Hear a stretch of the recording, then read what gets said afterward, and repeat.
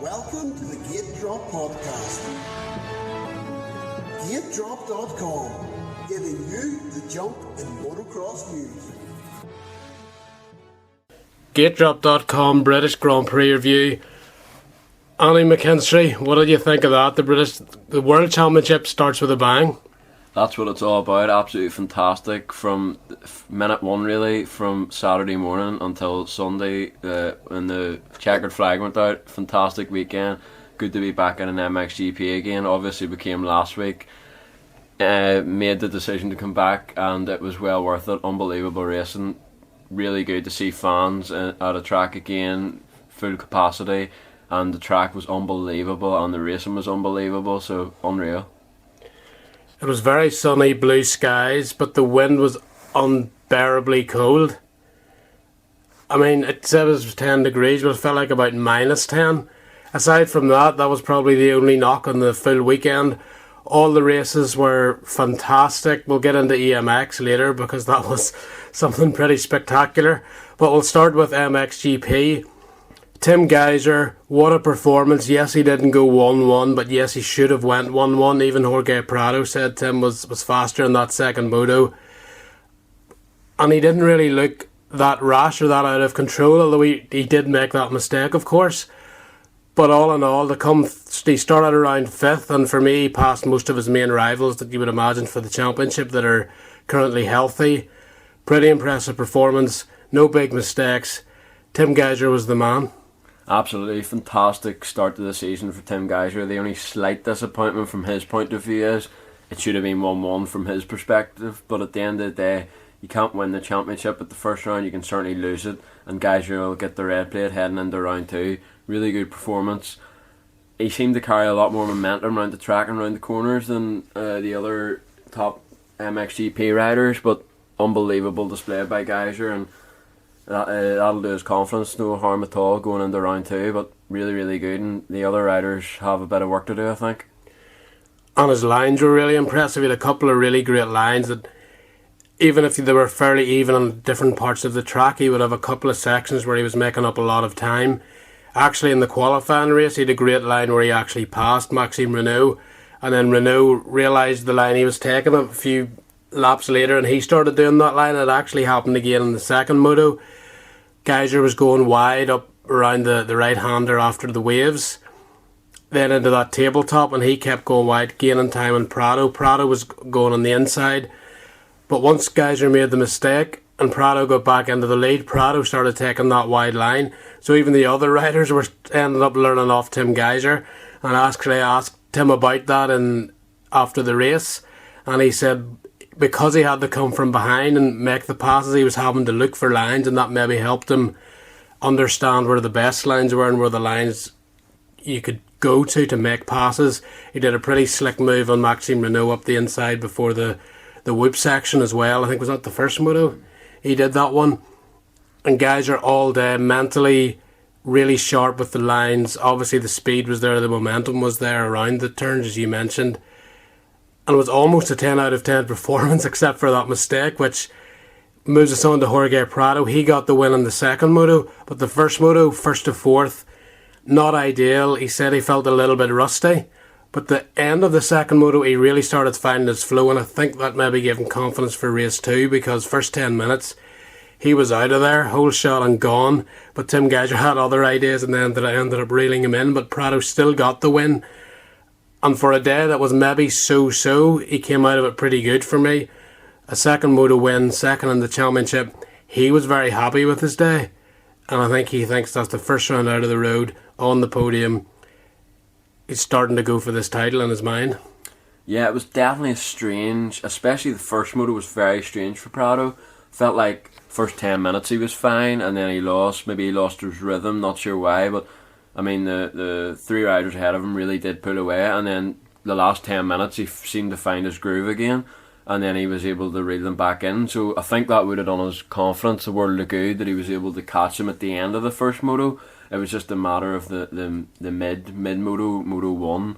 He just went back, and for whatever reason, I'm not sure what it was, but he would have been feeling good going into moto 2, and he had a big gap, as you mentioned. He was able to take advantage with Glenn Coudenhoff in second, and I think he had a 7-second gap, but oh my word, it did not take Tim Geiser long to close that gap down. I think it was 3 or 4 laps and he was on him. So from that side, he still does have work to do, but at the end of the day, he won a moto he shouldn't really have won there. It should have been Tim Geiser 1-1, as we alluded to earlier, but so for him to get that win when it was Geiser's to lose really is good, and to get second overall, as I mentioned earlier, you can't win the title in the first round and you can certainly lose it, and Prado will feel he's in a good place now. Yeah, and it also showed how quickly he can make improvements. He made improvements in one moto. From the middle of the first moto, he'd actually dropped back quite a bit off fourth, and the next thing he was right on Maxime Renault's back wheel on the last lap, and actually very frustrated when he crossed the line that he didn't get third. So Prado has a lot of capability to just make quick improvements. For Mantova, you don't know, he might go up another level too to Tim Geiser's level, but certainly a good strong start for Jorge Prado, and he will feel there's more to come from him. He says he does like the bike, he's very comfortable on the bike. He was very upbeat when I spoke to him after the race. He was very upbeat in the press conference. So I think that kind of tells you that Prado maybe wasn't expecting to go out and dominate or anything this week. He's happy where he is, and I would expect him just to get better from here. Jeremy Sear, first of the Yamahas. The Yamahas went 3-4-5, and maybe the top 5 might just be an indication that they could be the main top 5 guys this season, obviously until the likes of Roman Fevre and Jeffrey Hurlings join the mix as well. All 3 Yamahas really impressive at different points throughout the weekend, but Jeremy Sear got 3rd overall. We'll talk about him first. And my goodness, Andy, he probably should, at least he'll think he should have won that first moto. A tip over, Geiser was putting the pressure on, but probably still on Jeremy making that mistake. He'll feel if he hadn't made that mistake, he probably could have got the win. But a really good ride, nonetheless, on the pace with those guys at the front, all first moto. Second moto, he maybe didn't quite have the pace of Prado, didn't quite have the pace of Tim Geiser, but still solid and strong, which is what we all expect from Jeremy Sear, and he actually made mention of it in the press conference. This is his best first round he thinks he's ever had, so he's still happy, but obviously that first moto was the one that got away a wee bit. Yeah, a bit of a frustrating way to lose the first moto, because he had done all the hard work really. You know, he had led every lap up until 2 to go, and for him to throw it away as such was, I'm sure, pretty frustrating, because I think if he had stayed on, he might have just got the job done. I know Geiser was putting a lot of pressure on, but it was quite hard to pass out there. There was a few sections Geiser could have done it, but I mean, Sear had done so well to keep him behind him for so long. A couple of laps, I think he was looking good for the win, but like I say, frustrating way to lose the first moto. But at the end of the day, he still picked it up and got over the line in second in the first moto, so that was still a good result. And then, yeah, the second moto he didn't ride with quite as the same urgency, but I mean, at the end of the day, it's a podium at the first round, and yeah, his best start to the season. And to be honest, he'll probably get better and better. He's one of those riders, you know, that he's maybe a bit of a slow burner, but once he gets up to full speed, I'm sure at the very least he'll be a consistent podium rider. The question remains is, can he turn himself into a consistent race winner and overall winners? That's going to be the challenge for sure this season, I feel, if he's going to challenge for this MXGP world title. And I think if he'd won that first moto, you might start thinking he's going to be a regular threat to win motos. Second moto, I actually expect him to go with Geiser, to go with Prado, and maybe challenge for the second race win. It didn't quite happen, but Sear, again, a bit like Prado's, positioned himself quite well for this championship. We know he's consistent. He's almost getting those wins. He almost done it at Matterley Basin today. Let's see if he can do it at Mantova. Now, Maxime Renault had a lot of hype coming in, and every bit of that hype was justified all weekend. Really, really impressive. Unbelievable ride on the Saturday qualifier. Renault versus Geiser, and Renault came out on top, passed Geiser back, as I mentioned earlier when talking about Tim. He was able to figure out Geiser's line and then block that line once he repassed him for the race win. He was very confident on the Saturday without getting overconfident. He knows it's going to be a difficult season, but he isn't ruling out the chance of being world champion, even if he isn't really expecting it this year, which I think is a good way to come into it, but it also shows how confident he is. 4th overall. He had a tough second moto, didn't get the start. I think he was in the 6th and then he went down. He just passed Beaton, I think. And he had good pace there as well, so don't be fooled by his second moto position. The pace was good for Maxime Renault. He just didn't get the start and then made a mistake whenever he was trying to hit the afterburner to get back into that top 5. Renault is for real, and for sure he's going to at least battle with title contenders week in, week out. Yes, he may have a mistake here and there, but to be honest, he didn't really look on the edge, bar that one crash. But, you know, even Tim Geiser crashed, because we'll talk about it in a minute. That track was pretty brutal. Absolutely, it was a very, very good MXGP debut for Maxime Renault. It's not easy to make the jump up from MX2 to MXGP. We've seen many a rider struggle, but I really like Maxime Renault's mentality, because after winning the qualifying race, he wasn't really that surprised, because he believes in himself. He believes he can run at the front. So that's step one. Step two is actually doing it and putting it into reality. And really good debut.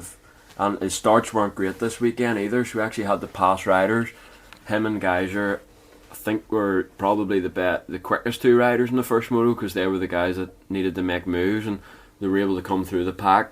I think Renault got caught in a difficult situation, because he was trying to pass Goldenhoff, but at the same time he had Geiser behind him, and that's exactly how Geiser, you know, he played that to his advantage, and that was whenever he was able to make his move on Renault. But Renault, for 30 minutes in that first moto, had the pace. I think then he maybe just settled for where he was, but overall very good first MXGP race. And second moto, just a shame about the crash, because otherwise I think he would have been finished in that top 5.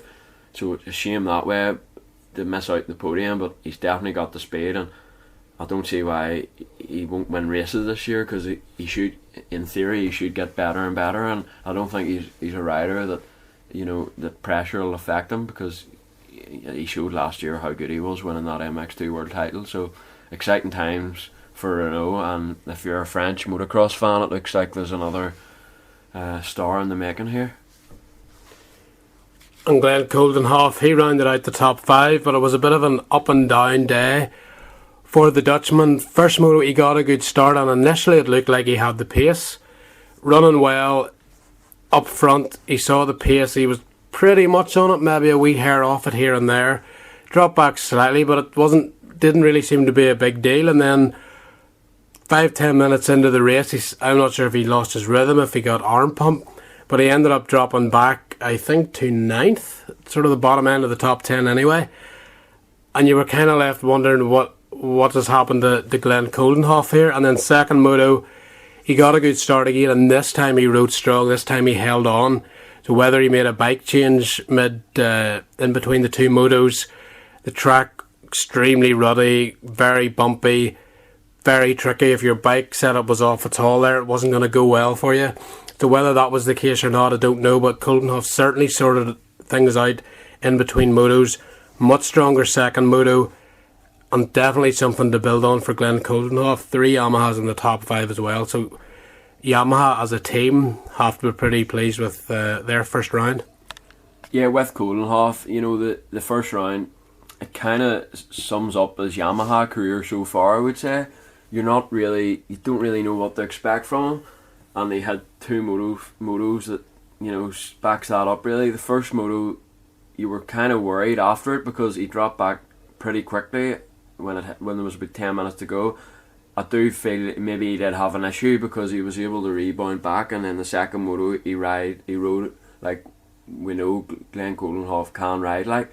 So 5th overall, solid start to the season, and he'll be a lot happier that he was able to rebound back in the second moto and ride a lot more like we know he can. So he'll be looking to ride like that every week now, and be consistent top 5 and get on that podium as soon as possible, because we all know he is a podium rider on his day if he can deliver.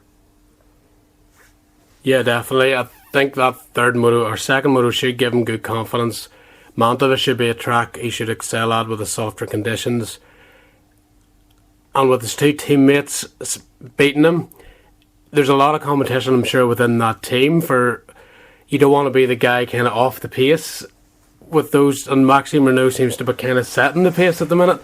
So within the team there's a good rivalry. I think that will help Glenn and also help Maxime and Jeremy, because you don't want to be the guy that's bringing up the back in practice sessions. There's 3 good guys there, and you're on a very high level, so it has to help each other. Just when they're practicing, if they come in free practice, time practice, and see each other's times, they're like, oh, I can't be the third Yamaha or be off the pace. It's the same in the races, to practice with them every week. To me, that's bound to help, and they all seem pretty mellow guys. I don't think there's going to be kind of egos involved there, so I think that whole team should be pretty beneficial. We saw their starts were generally good as well. Maxime Renault had the worst start. I think he started about 8th.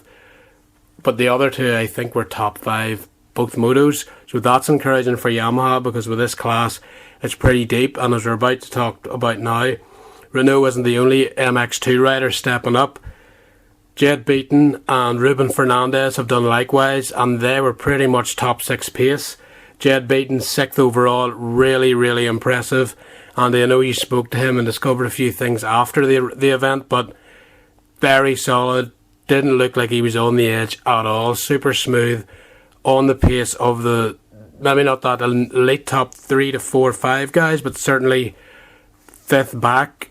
Really, really impressive. He's not even that. He's getting a sight at those top guys as well, which is only going to bring him on. Starts are really good. Sometimes he had a struggle with an MX2, but this 450 really seems to be suiting him. And Reuben Fernandez, he was really fast in the second moto as well. First moto he went down early. I think he tried to hold off Renault going into Everts corner. Kind of high-sided himself. A traditionally spectacular crash for Reuben Fernandez. Luckily he was unhurt, and he showed his real form, his real speed in the second moto. The MX2 class is fast, and these guys coming in are really proving it. Firstly, Jed Beaton, coming in the weekend, bit of unknown territory. His first MXGP race and the team's first MXGP race. F&H Kawasaki racing team have obviously been around for a number of years now, but they've always concentrated on MX2 up until this point. But for this year, they decided to sign up Jed, who's previously been with the team on MX2. So one side is quite good. They know what he's like, and he knows what the team's like. But as I say, it's their first season in MXGP, so they need to figure out how to set up the 450, etc. But certainly looks like they've had no problems during the winter, because Jed actually riding a stock engine. The setup must be very good in that bike, because he looked very comfortable, and 6th overall is pretty incredible on a stock bike, really. And he should continue to get better and better as he adapts more to the bike. And yeah, it's going to be interesting to see what he can do as he keeps getting used to the competition he's racing against. But very, very encouraging MXGP debut for the Aussie, and he'll really look to build on this. And yeah, Reuben, it's not the first time that we've seen that from Reuben Fernandez. Very, very fast, but maybe the result doesn't actually reflect. And today was the exact same after his first moto crash, but second moto very, very strong.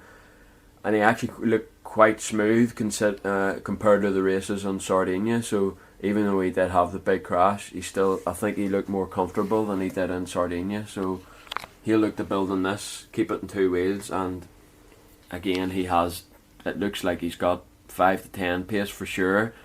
Can he get top 5 results? It'll be interesting to see. I don't think he'll be too far away.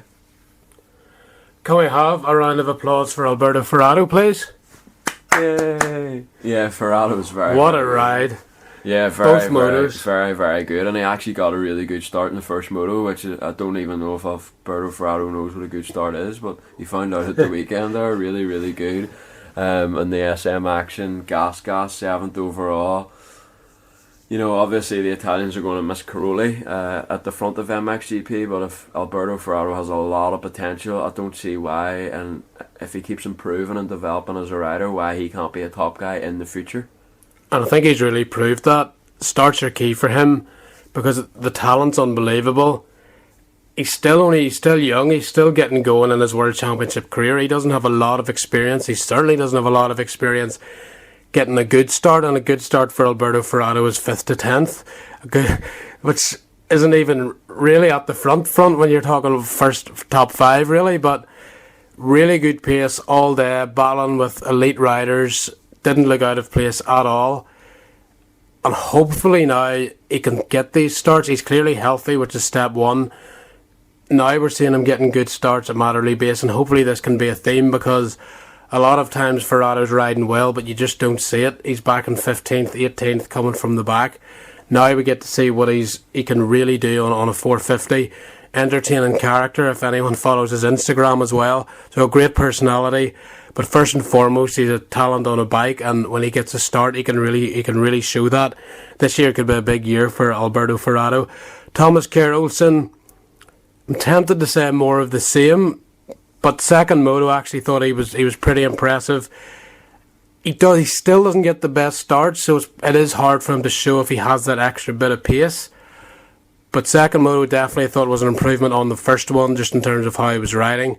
Solid again for him. But for the likes of Thomas Kerr Olsen, even Ben Watson, although Ben would think was riding injured, he had a big prang on practice. I think it was Saturday morning. That was probably why he had a bit of his times and everything didn't go so well on Saturday, but he certainly rebounded, regrouped and fought very hard on the Sunday. But he was battling Thomas Kerr Olsen and Calvin Villandren. Now I've seen turn of speed from Calvin Villandren as well, but those three, probably especially Thomas Kerr Olsen, they were beating Maxime Renault, they were beating Reuben Fernandez, they were beating or racing with Jed Beaton. I think Thomas was actually teammates with Jed. Now the new rookies have come in this year, and they're a step ahead of the guys that they used to beat. It's a bit of a strange scenario, and it probably wasn't supposed to be like this. If you're Thomas Kerr Olsen and even Ben Watson, the year after you shouldn't really be coming in and looking one step in front of you, especially Maxime Renault. But it's almost like he's dragged Jed Beaton and Reuben Fernandez along with him, because they're like, well, I was racing him last year, so I'll just be fast in MXGP too. What's the big deal? Yeah, well, it goes to show the speed of the MX2 World Championship last year, doesn't it? But what I would say is, if you're Thomas Kerr Olsen... Don't tell the Americans.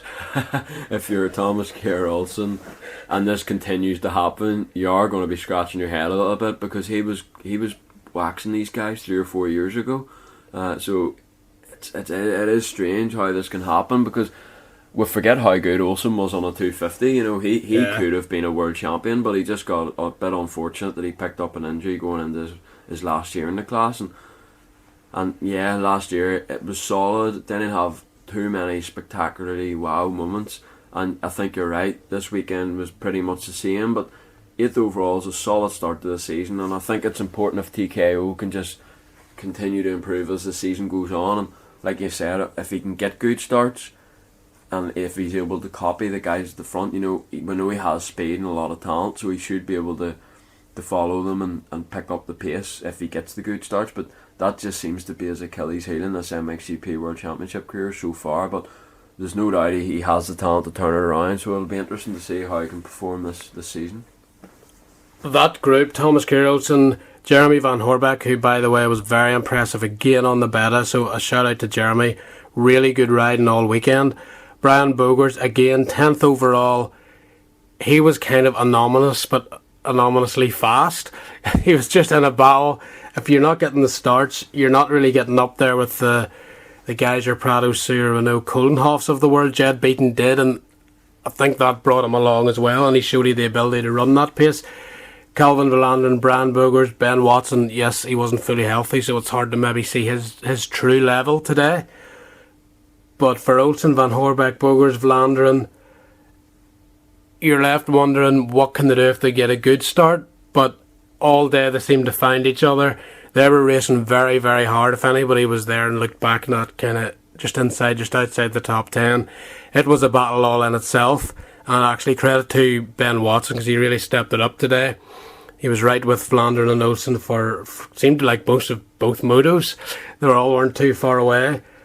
But again, whenever you're coming in and you're seeing for Calvin and those guys just how fast Fernandez, Beaton and Renault were ahead of you, even that second moto, you're going to be thinking, that's not how it should be. I need to get on terms with those guys. So it might actually help those guys in terms of motivation, just to see what you can be done when you come out of MX2.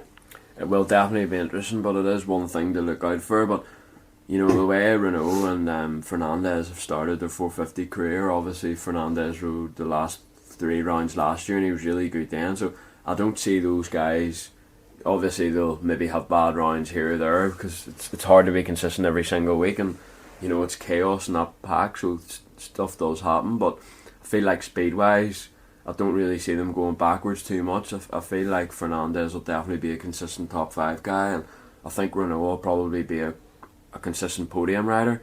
So it'll be up to the other guys to step up to the plate and try and ride to their level. And like you say, starts are so important. I mean, guys like Bogars and Vlaanderen, they're riding so well, but it's the field's so stacked you hardly notice them at times, and it's almost unfair on them because they're still riding so well. Yeah, so that's exactly right. It's unbelievable, really. But also there's a few riders, maybe the results weren't there, but it's nice to see the likes of Evans, Jasakonis back just racing and competing in this high level, and the goal for them is just to improve every single round and try and break into the top 15 as soon as possible. Then once they break into the top 15, also the top 10, and so on and so on. And also another rider it was nice to see back was Davy Puchis. Now I do know he had issues in qualifying, which was a shame because he was riding really well. Actually, he was top 15, and he almost lost his arm. His whole career was over a year and a half ago. I think it's just a small issue, so hopefully we'll see him at Mantova, but it's nice to see him back as well. I would like to give Valentin Guillou the most impressive crash of the day in the MXGP class anyway. High-sided himself spectacularly. The bike bounced almost into Ben Watson, who just about managed to avoid him. And somehow Guillou, after getting bounced down the road and the bike being all shapes, only seemed to lose about 3 places, ran back to his bike, got it on with a side panel hanging off and finished the race. Then rode well again in the second moto. So props to Valentin Guillou. A few years ago, I think he beat Hurlings there at Matterley Basin on a Yamaha and MX2. So it's nice to see him getting some consistent speed going in the 450 class, but that crash is something he'll probably not want to repeat. I missed the crash, unfortunately, but it did look like a crazy one. Yeah, I think Jeff Pett was getting very excited on commentary about it. But yeah, he was actually riding well this weekend, and it's good to see. People forget how good this guy is, or how talented he is. Since moving up to MXGP, he hasn't had the results that he's capable of, but hopefully he can be at 16th overall this weekend. Hopefully he can try and turn himself into a solid top 15 guy at the worst, because he's very, very talented. Alessandro Lupino had an absolute nightmare beta debut, and I don't think any of it was his fault. He seemed to have a bike problem straight off the start, or the first lap of race 1, and the second race halfway round, the first lap just before the whoops, it might have been Jasakonis, ran into him and it got all congested in that left hand corner and put Lupino down, and then he rode straight back to the pits again. So he probably would have been better staying in Italy this weekend. But the beta, looking at Jeremy Van Horbeck, and by all accounts Lupino's very happy with the bike, so look for Lupino to really start to show his form in Italy at Mantova next week. Right on the MX2, some unbelievable racing. Wow. And is it fair to say an unbelievable winner, Simon Langenfelder? Pretty much dominant, except for a spill on that MX2 race when Tom Vial passed him and somehow he managed to crash twice in the moto, maybe the first time in his whole life. But Simon Langenfelder won the qualifier, pulled away from Tom Vial when Tom Vial looked to be trying to have a run up in the first moto, which was unbelievably impressive. And second moto, all the pressure from Vial. Vial made the mistake. Then he had a lot of pressure from Gertz in the last half a lap of that second moto, and he didn't make a mistake, took the win. I think you were telling me earlier he hasn't even had a podium, is that right? And he's just went out and went 1-1 with pressure, done it going away, done it with pressure. The Carly Gas have to be over the moon, but Simon Langenfelder, he's shown a lot of potential the last 2 years, but it's been here and there. I've said before last year I expected him maybe to be a bit better, but I don't think I expected 1-1. Maybe a podium, certainly top 5, because he had been looking really good this pre-season. And in the press conference, actually, Jorge Prado came into the press conference and gave Simon a big hug for just how well he'd done. So definitely a good synergy in that team. And Langenfelder looks like he's now really starting to show his potential. Can I just say, I predicted Simon Langenfelder will be in the podium at Matterley Basin in our preview pod, but that I think he would go 1-1-1 Holy flip, I did not. Unbelievable. Unbelievable. I mean, like you say, never had a GP podium, and you wouldn't have thought it seeing him ride this weekend. You'd thought that was maybe his 15th or 20th GP win, and he just took it all in the stride. It's hard to put into words. Well, I mean, I don't know what he's done over the winter, but it looks like the Carly have done it again. They're very good at spotting young talent and helping them develop, and it looks like Lagenfelder will be the exact same. And I mean, not to ever have a GP podium. He's just went 1-1-1, and now he's got the red plate. So he's never been in this situation before, but he's going to have to deal with that pressure now. But just crazy how good he rode. And you know, Tom Vial doesn't make mistakes. Very rarely makes mistakes, and Lagenfelder forced him into two that I seen in that second moto. Obviously Vial was throwing the kitchen sink at him, but he was the one that made mistakes at the end of the day, and Lagenfelder didn't. Gas in general had an amazing day.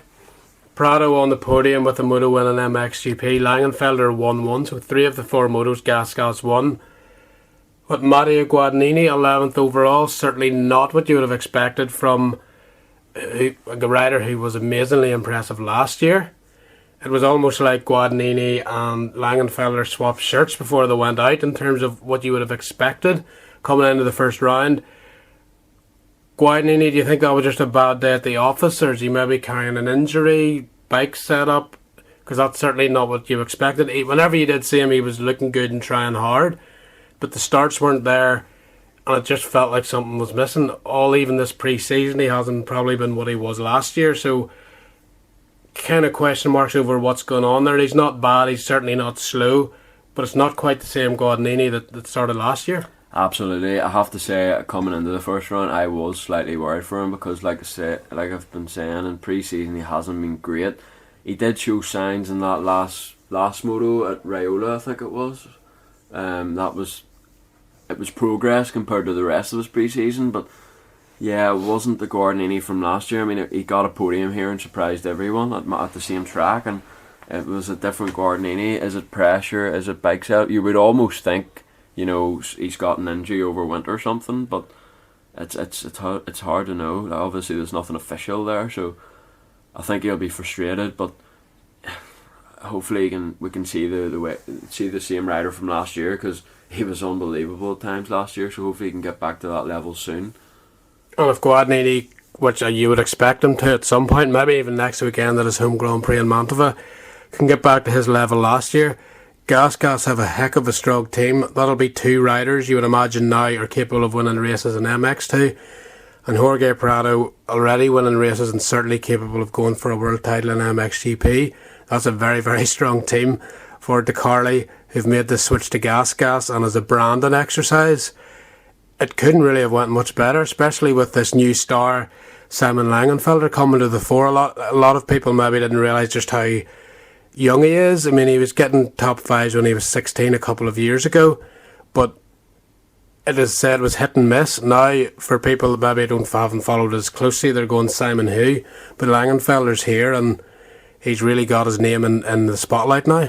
Absolutely. I mean, one thing, I rated him very highly as a talent, but you know, sometimes you need to get into the top team and you know, get proper coaching. He's obviously been working with Crowley this off season, and somebody like that is maybe all it takes. There's maybe a few other riders in that bracket, but maybe haven't had that opportunity, and sometimes that's all you need. And whatever they've done over this short off season is obviously working wonders, because that was just unbelievable the way to start the season. And now the problem is he's going to have a bit of pressure on his shoulders, but if he can maintain that kind of riding, I have to say in the second moto, the speed that Lagenfelder, Vial and Gertz was going at was very, very, very... That race was unbelievable. Very, very fast. The corner speed, it was out of this world. And it was intense. You know, yeah, and you know, every lap was kind of like just balls out qualifying lap, and the track was ridiculously rough, so it was really good to watch, very intense. And like I say, Lagenfelder barely made a mistake. I mean, I think I seen him make one mistake. He missed the rut in the first corner, but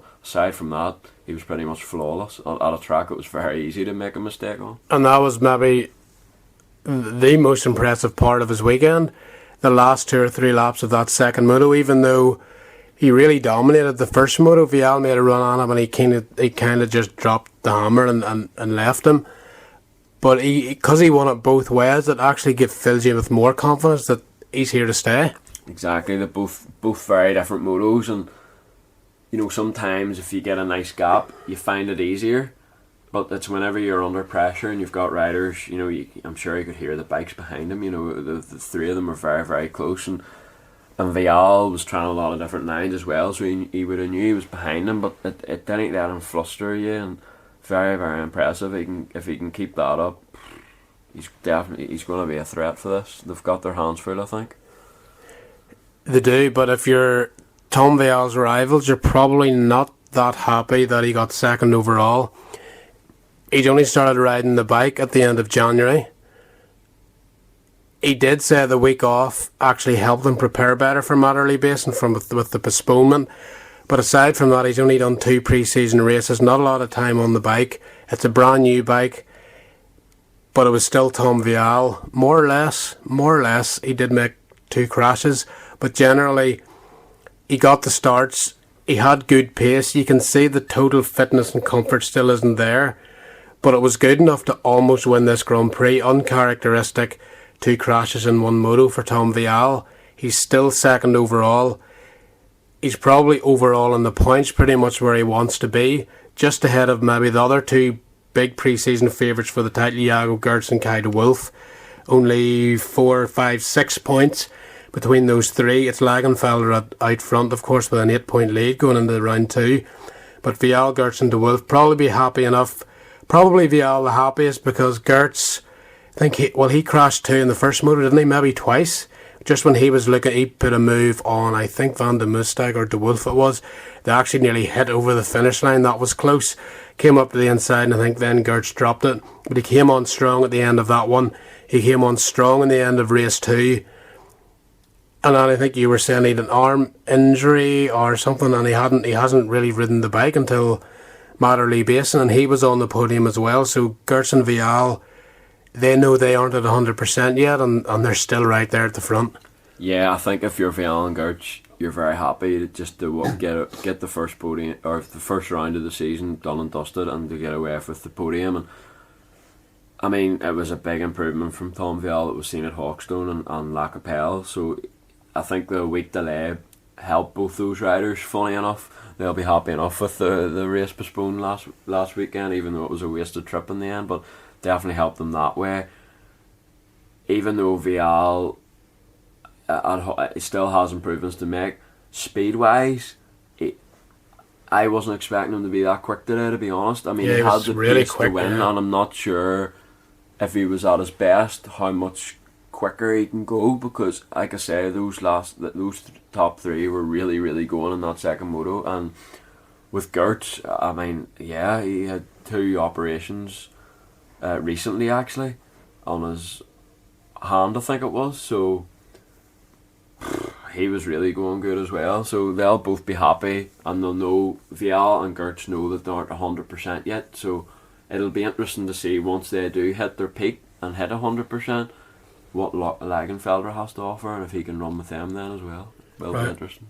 We'll have to keep going here. Time's getting away from us, and Vasily MX to go for, and that was madness.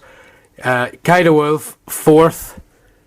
Unspectacular, you would probably say, especially after his pre-season form, but certainly not bad. He's certainly in the mix, and at times maybe actually played it smart for a 17-year-old kid. Yeah, I mean, without pre-season, you would say 4th overall is absolutely dead on, but the problem is there was so much hype because he had won pretty much everything in pre-season. But I mean, to start the season, 4th overall, job done, solid. And again, you could sort of say the same for Reuben van der Moosdijk as well. Yeah, he was good. He was without maybe that extra wee edge, but that Simon Langenfelder had. But again, top 5 overall, decent start. Exactly, and that's what it's all about. Just, you know, starting the season half decent. Don't do anything too stupid. Take unnecessary risk and end up getting injured, because that could easily happen. But overall, solid day for both Husqvarnas. They'll obviously be looking for a podium soon. Kai de Wolf's very good in sand, and Reuben van der Moosdijk's very good in sand, so it wouldn't actually surprise me if they do get on the podium. But I think starts are going to be so important this season in MX2, because the top 6 or 7, they're Even all very beyond that, yeah. It's going to be very, very important. Right, the next three, well, I'm just going to group them all together because they've ended up 6th, 7th and 8th overall, and after MX2, Race 2 and Race 1 we were both talking about how very, very impressive they were. We'll start with Michael Harp because he got 6th. He was good, pretty fast, and this time he has made mistakes in the past. He was a bit more solid last year, but this time it felt like he was fast and solid, would you say? I thought he was pushing very, very hard in the first moto, and I think that's why I had the crash. But aside from that, he was very, very good. I'm actually surprised he finished 6th overall, to be honest. Even though he had that speed, I think his starts weren't that good. So he did really well to come through the pack. So solid DRT Kawasaki debut for him. I thought his starts weren't too bad, kind of around top 10. Well, yeah. Not like but top to get 5, that's but what I yeah, mean. But to get 6th overall just from those out, like he had the pass riders to make it happen, is what I meant. So yeah, rode well. And there was a time he was about to battle Kevin Horgman, and that was pretty interesting.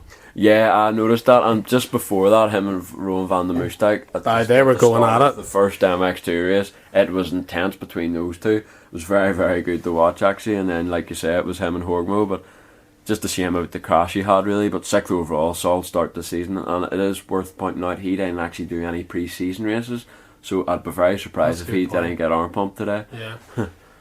And also, the kit gear combo was pretty impressive. Harp looking really sharp out there. Same can be said for Kevin Horgmo. Kevin Horgmo, 8th overall, looked good with the gear, looked good with the bike, and he looked good on speed. He had a bike issue off that big quad thing, and he dropped about 3 or 4 positions whenever he was, I think, 3rd. And then he had a crash. Was that the second moto? So it was 8th. Is pretty impressive anyway, but he was actually faster than that in raw speed. Horgmo certainly surprised me. He pretty much was in that top 5 raw speed category. Really, really impressive. Better than I thought he would be, and I thought he would be in around that top 10, but I certainly didn't expect the raw speed, and maybe more surprisingly the starts. He was getting great starts. Yeah, I mean, 8th overall isn't really a surprise, but like you say, the speed actually was a lot better than 8th overall. Just a shame about the crashes and things like that, but I mean, that second moto he was very, very comfortable in 3rd and wasn't really losing that much ground in for the first half or until he made the mistake anyway. So really encouraging progress for Horgmo, and like you say, F&H last season that bike couldn't get out of the gate, but Horgmo had no such issues today, so that's very, very encouraging, because I think that's, if they can get out of the gate, that's a big plus, because it's going to be needed this year in this competitive class. And maybe the biggest surprise of all 3 was Stephen Roubini. Fantastic ride, both motos, in fact all weekend. The pace was there. This was no fluke. If you're just looking at the results and you're going, how did Roubini, did he just get a good start? He was just flat out fast all weekend. Super impressive. I mean, 5th in the first moto, and he was a lap away from 4th, but only a crazy fast Jago Gertz passed him, so there's no shame in that. So he was really, really good, and you know, Stephen Roubini is a rider I rate, but on the Honda, the Asamoto Honda team, I don't think they had the best equipment, so SR Honda if they're going to do something, they seem to do things right. They've done good things in MXGP up until this point. They've decided to enter the MX2 World Championship this season with Roubini and Weckman, and it looks like the equipment's good. The first moto start for Roubini was good too, which is good for the Honda, so he'll be looking to build on this now, and it'll be interesting to see. But again, I feel like people forget how talented Roubini is. Yeah, he's a lot of injuries and bikes that maybe haven't got him out of the gate and first turn crashes, and it seems to be just one thing after another. But maybe for the first time in a long time, he seems to be healthy. He's got a bike he seems to really enjoy, and he also got the starts, and he didn't crash. So Stephen Roubini, with everything going his way for the first time in I don't know how long, really showed what he could do. Isaac Gifton crashed in the first moto, but the speed was good. 9th overall, was it 6th, 7th in the second moto, really on the pace. Andrea Adamo, 10th for me, doesn't really reflect just how good he was riding. He was going really, really well all weekend as well. The other guy that was really impressive was Kai Karsmakers, 16th. overall, but really and truly his actual speed was top 15, maybe approaching towards the top 10. He's only off a 125. He's not used to this length of races. You could tell that at the end. Maybe it's really only the last 5 minutes, maybe 5 to 10 minutes, that he was maybe losing 3 to 4 spots. But until then, he was riding really, really strong. It took Conrad Mewse a long time to get him in the second moto.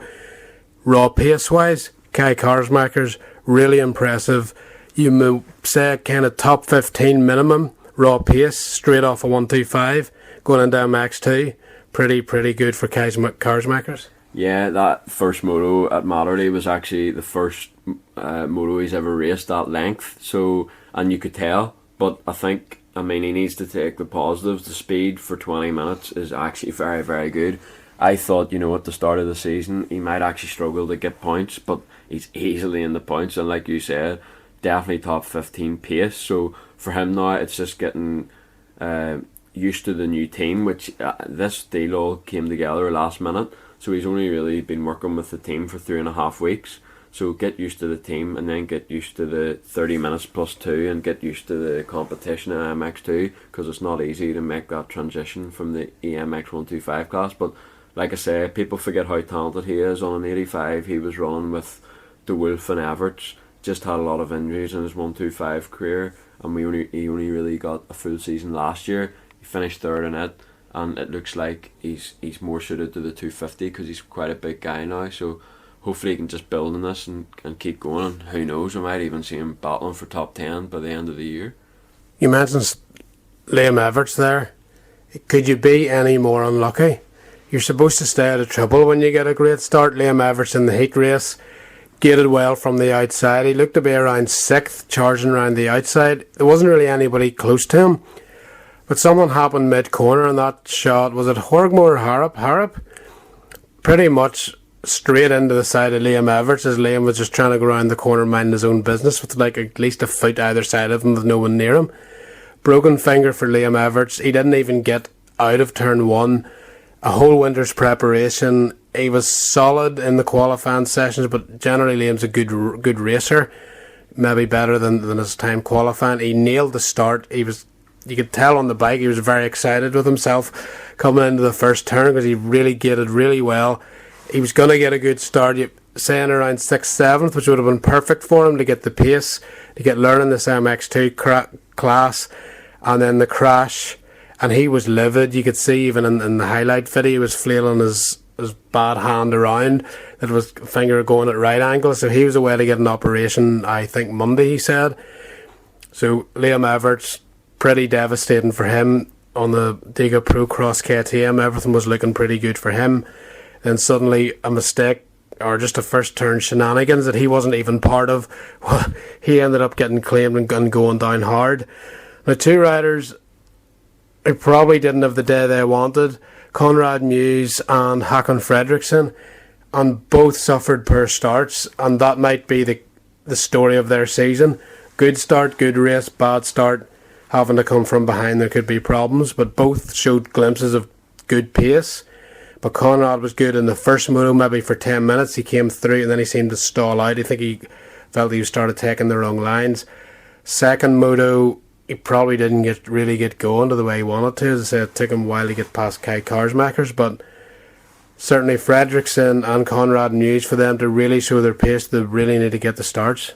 Yeah, like we've alluded to already, starts are very, very important, and both of them struggle to get out of the gate. I would say for Fredriksson, he's under less stress, I would say. It's only his second GP. I think he's only done one last year as a wild card, so it's only his second GP ever, and on his debut with a 114 Motorsports team. But he's got a whole season just to learn and improve, and he done really well in the qualifying race. Actually, I think with Fredriksson, we don't need to worry too much about his pace. It's just going to be whether he can execute those starts. Conrad, qualifying race was good, nothing spectacular on the Sunday, but he's had worse starts to the season probably, so just build from here and try and get into the top 10 as soon as he can. Yeah, 12th overall for Conrad Mewse, 14th for Håkon Fredriksson, and Sanders in between them was Jeremy Sidoo. He was pressuring Mewse at the end of, I think it was the first moto. He rode pretty good as well. Again, coming from not the greatest starts, but he had a tough year last year with injury in EMX 250. came back late, but he certainly wasn't really ready for the intensity at the front of that class, even though we know he has the talent to be there. And I think he was quietly impressive, for me at least, at Matterley Basin round 1 of the World Championship. Yeah, he impressed me too, actually. I mean, it's been a while since, I think he, last time he rode a GP was a couple of years ago, and like you said, he ended the EMX 250 season last year, but coming back from an injury, it's never easy, and with the German, it's just injury and after injury after injury. So for him to come into this season and have a very solid start to the season, 13th, yeah, I think he should be quietly confident now and look to build on this, and don't see why he can't knock on the door for the top 10 soon. Right, let's move on to EMX. Where do you start? We're going to start with EMX Open. That was good. I'm really pleased that class had such a good strong entry, because I think that was a class that was sorely missing in MXGP. Really good riders in it. Maybe not the biggest of names, but certainly riders with good talent, good pace. Jose Boutron ran away with the first moto, but he made things hard work for himself with a bad start in the second one. Sander took the win in that one, but really good battling throughout the field, and the Brits were in the middle of it, and of course Brad Anderson was definitely in the middle of it. He doesn't seem to know how to slow down. He just battled his heart out both motos with the Brits, Liam Knight and Tom Grimshaw and Anderson, some cracking battles over the two races. I think Anderson punted Grimshaw nearly went down in the ruts, and then Grimshaw got him back the second moto. So it was all going on there. Grimshaw rode really well as well. He almost seemed to get inspired when Boutron passed him in the second moto. Dan Thornhill had a good first moto. Liam Knight was in. The Brits seemed to find each other, both motos, but that class is really good numbers, deep battling throughout the field, and it's certainly a class that I feel that they've needed, and hopefully these entries and the kind of depth they have now is really starting to show. But Boutron, probably the class of the field, but even off and Sander are certainly not far away, and Deportelli, not very good with Italian, apart from Caroli, that's the only thing I can say in Italian, unfortunately. But that was good racing, and then we saw EMX 125, and don't even know what to say. That was just out of this world, madness and carnage. What? Where do you even start? Van Erp? Probably Van Erp. I mean, what a mad crash. Yeah, crazy crash. Crazy. I mean, just for him to be okay off that's a mini victory, even though he didn't get the results he wanted this weekend. But he had a lot of mini victories with his speed and his leading, and he just didn't have any actual victories. Yeah, exactly. But I mean, that crashes like that can end some riders' season. So just to be able to ride in the second moto was a plus. And yeah, unfortunately, maybe he got a little too excited again and he crashed again. But it was all happening in that class. It's hard to know how to describe it. But Kaz Vault, very, very solid. Stressful for anyone connected with Yamaha, I would imagine. Very, very. Especially in the first moto, it looked like we were going to go 1, 2, 3. Yeah. And then they ended up, well, at least they won the first moto, so that was the one. Well, they tried not to win it. Pretty much. But yeah, just to go back to Kaz Vault, maybe not the favourite coming into the season, but very, very good start to the season, and he might go as many people's favourites now. He's a Dutch rider, riding like that in hardpack. Very, very good, and Fantic always seem to sign these bright young talents and help them improve, and he looks to be the latest one, so fair play, rode really, really well. It was actually a Fantic 1-2, so there you go.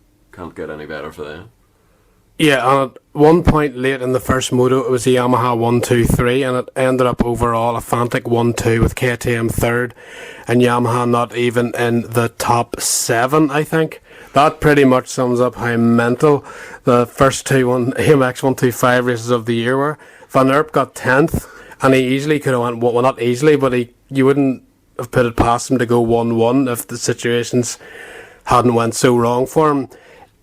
He's very fast, but he's very keen to go very fast, and sometimes that ends up with him on the ground, not going that fast till he gets back on, and then he goes very fast again. And that seems to be the way things go for Ivano Van Erp at the minute, but he's very, very exciting to watch. And whenever you see what Kai Karsmakers has done on MX2, it certainly shows the level that these guys are riding at. Kaz Vault was almost... boring's the wrong word, but he was just quite solid. He had a crash, he just came through. he battled hard in that second race, and he kind of got the win without being really noticeable because there was so much drama on around him.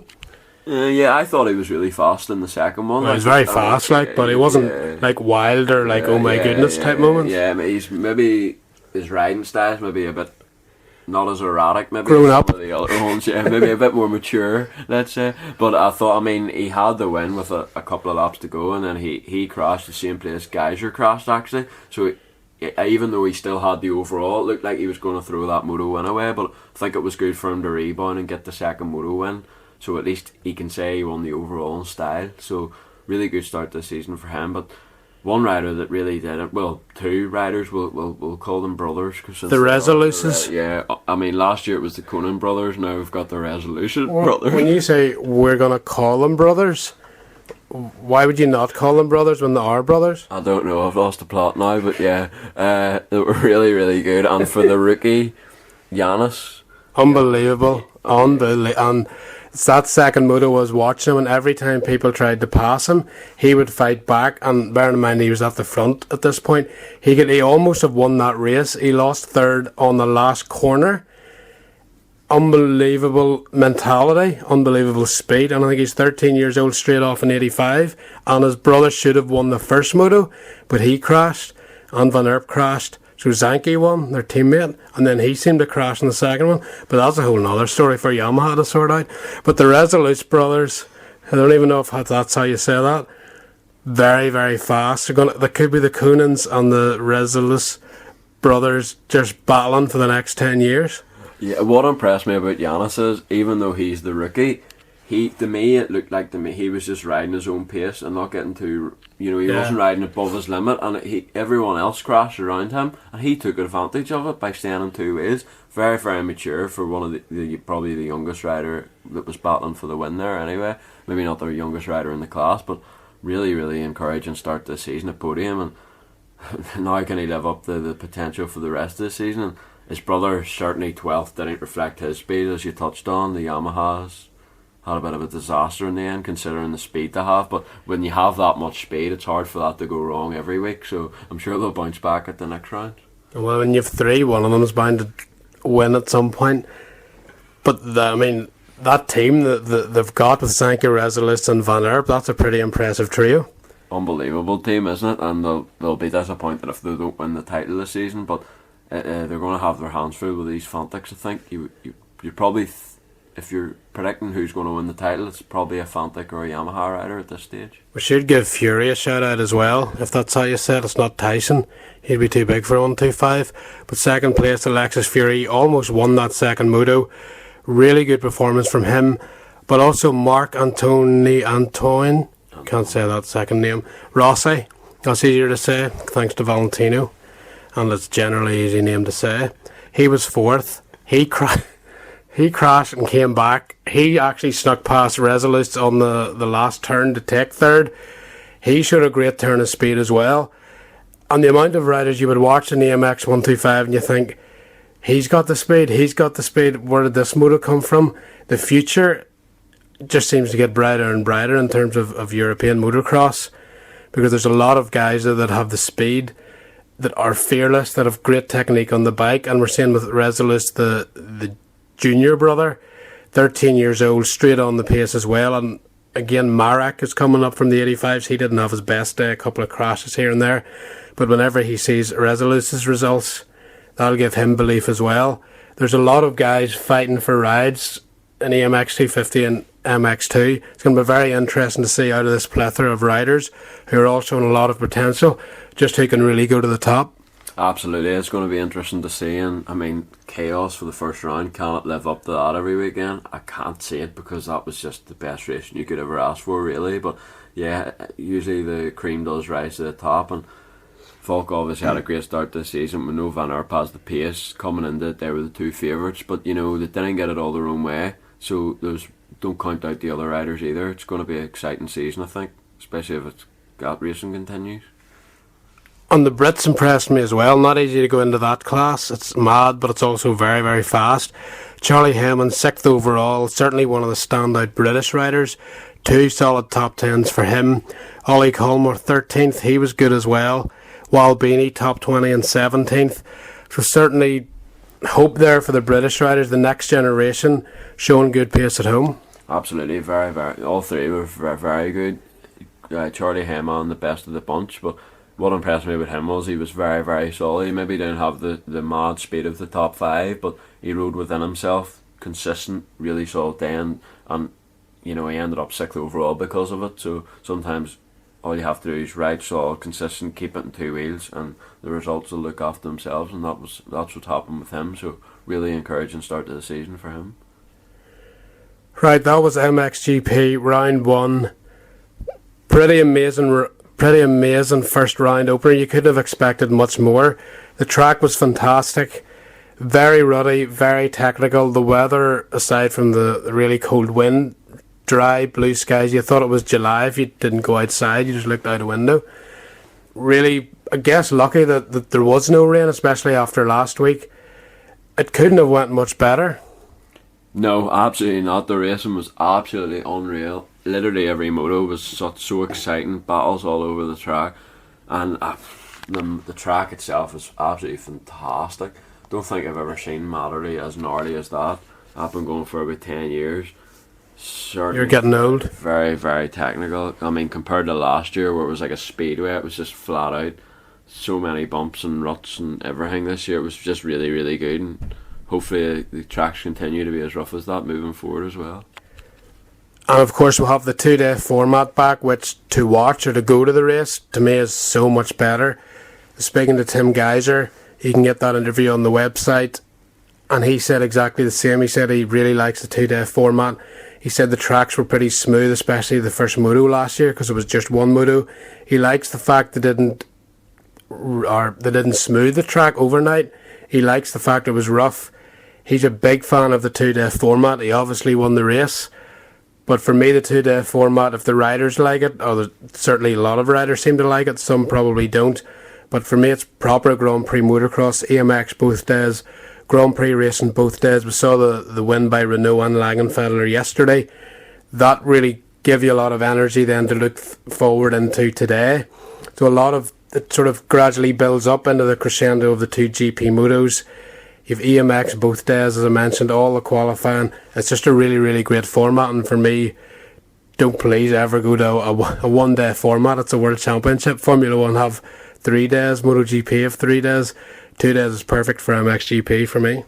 Yeah, well, what I would say is I'm still thankful for the one-day format, because with COVID and everything, we might not have had racing if we didn't go down that one. Had to be done. So thank you for that. But yeah, the 2 days here, and let it stay, because certainly when you go to the races, it's when you're there on the Saturday, it's a bit disappointing not to see the GP guys. So it's great to see them get the qualifying race, and then you still don't really know where you stand, because there's another day to turn it all around. And like we've seen with Ben Watson, he had a day from horror really on the Saturday, but he was able to turn it around the Sunday, and that's just one example. Yeah. So it adds that element to it. It adds the excitement as well.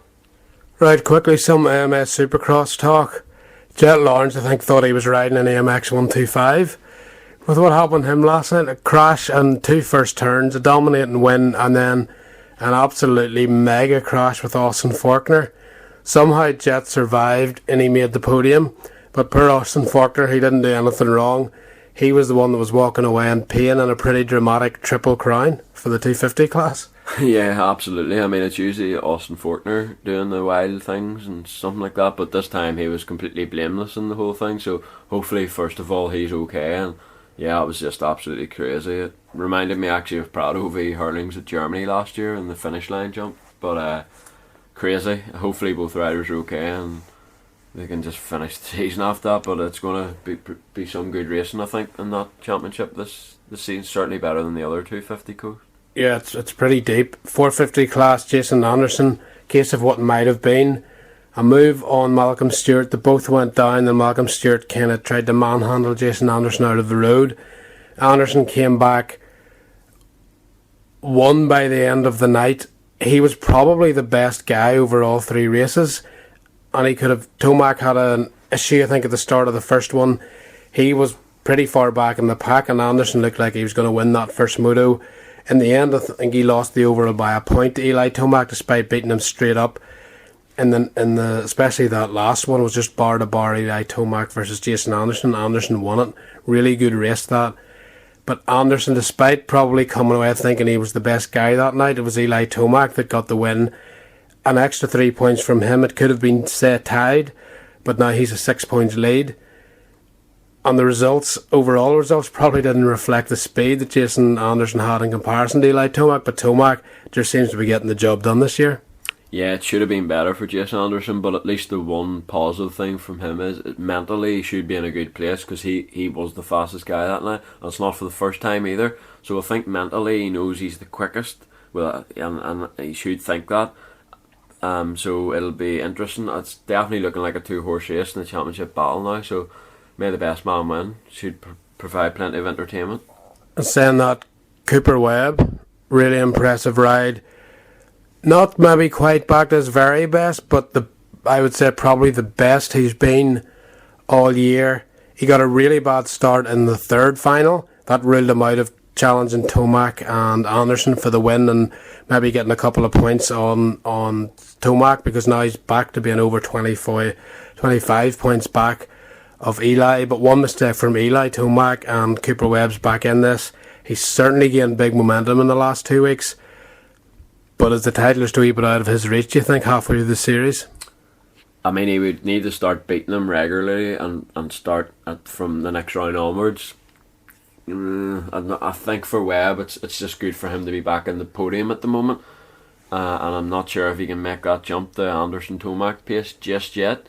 Maybe by the end of the season, yes, but I think unless Tomac or Anderson, something really goes wrong there, or the DNF or whatever, I think for the moment Webb is maybe just a little bit too far, but things can change very quickly in this sport, as we've seen.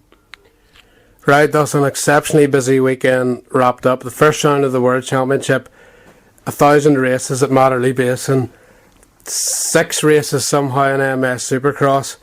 I'm exhausted, and there's only 5 days to go or 6 days, who knows, until Italy, Mantova, and the MXGP boys are going to do it all again. And of course there's another Supercross as well.